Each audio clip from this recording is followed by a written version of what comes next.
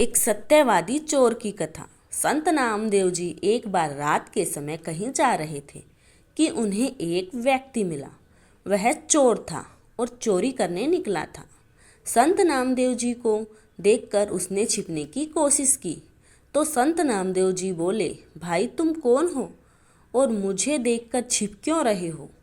उस चोर ने संत नामदेव जी को पहचान कर उनका प्रणाम किया और बोला, महाराज मैं चोर हूँ और चोरी करने जा रहा हूँ। संत नामदेव जी ने कहा, भाई यह धंधा छोड़ दो और कोई ऐसा काम धंधा करो जिससे तुम्हें किसी को देखकर भय न लगे और छिपना न पड़े। चोर ने कहा, महाराज मेरे पिता भी यही काम करते थे और मैं भी केवल यही काम जानता हूँ।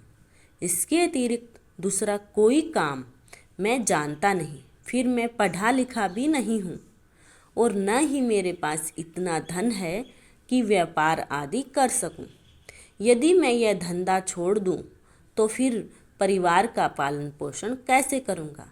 उसका यह उत्तर सुनकर संत नामदेव जी कुछ पल तो मौन रहे, फिर बोले, अच्छा भाई तुम यह धंधा बेशक करो, परंतु हमारी एक बात मान लो। चोर ने कहा, आज्ञा कीजिए।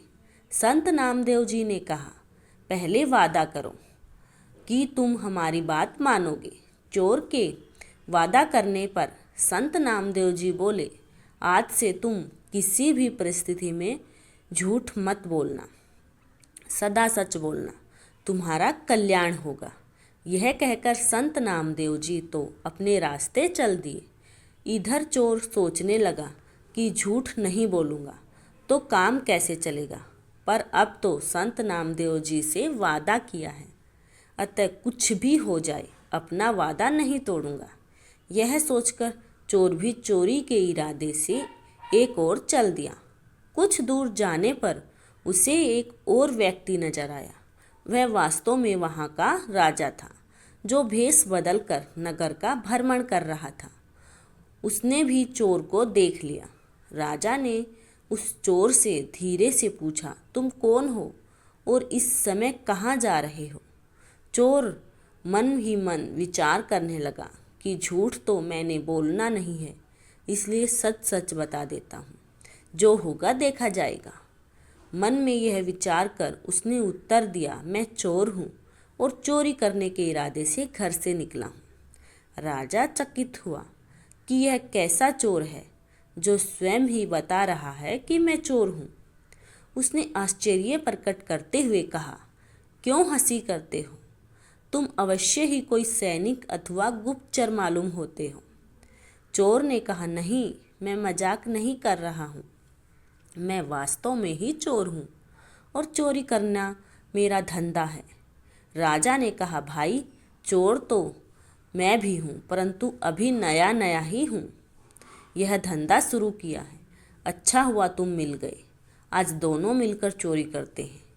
यदि तुम्हारा ख्याल हो तो राजमहल में चोरी करें। चोर बोला, पागल हो गए हो, राजमहल में कैसे घुसेंगे?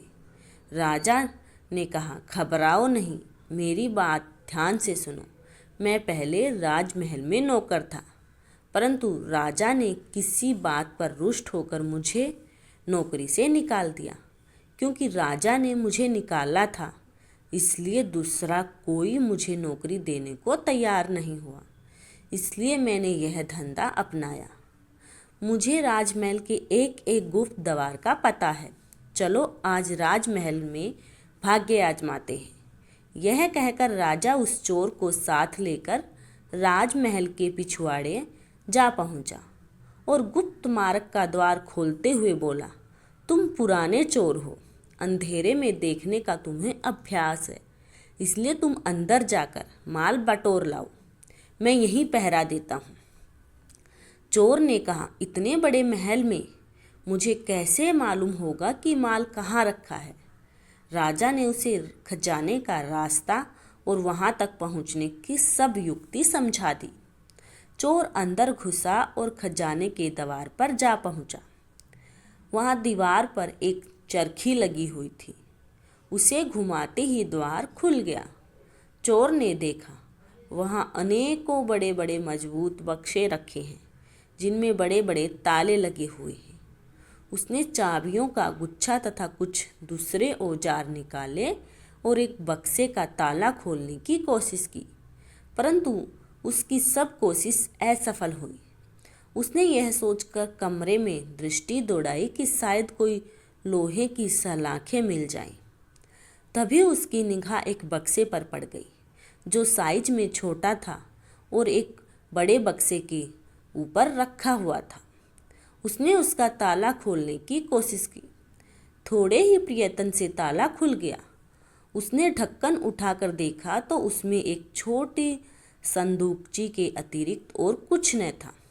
उसने संदूकची बाहर निकाली। जैसे ही ढक्कन खोला, उसकी आंखें चमक उठी। उसमें 3 बहुमूल्य हीरे रखे हुए थे। उसने वे तीनों हीरे उठाए और वहां से चलने लगा। तभी उसके दिल में विचार आया कि हीरे तो 3 हैं, हम दोनों इनका आधा आधा भाग कैसे करेंगे। मैं झूठ बोलकर एक हीरा अधिक अपने पास रख लूं, यह मैं करूँगा नहीं, क्योंकि मैंने झूठ न बोलने का वादा संत से किया है। यह सोचकर उसने एक हीरा संदूकची में वापस रख दिया और 2 हीरे लेकर महल से बाहर आ गया।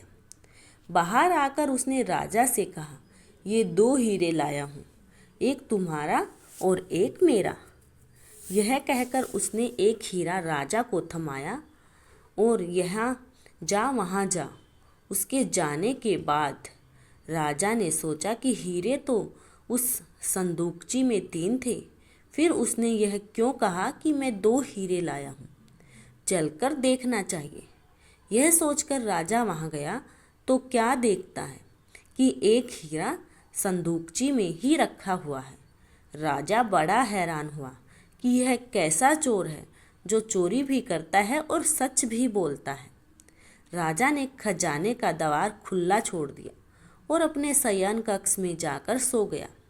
सुबह हुई और थोड़ी ही देर में हल्ला मच गया कि राजमहल के खजाने में चोरी हो गई है। राजा ने मंत्री को बुलवाया और चोरी के बारे में बतलाते हुए कहा, खजाने का द्वार खुला हुआ मिला। अवश्य ही यह किसी भेदी का काम है।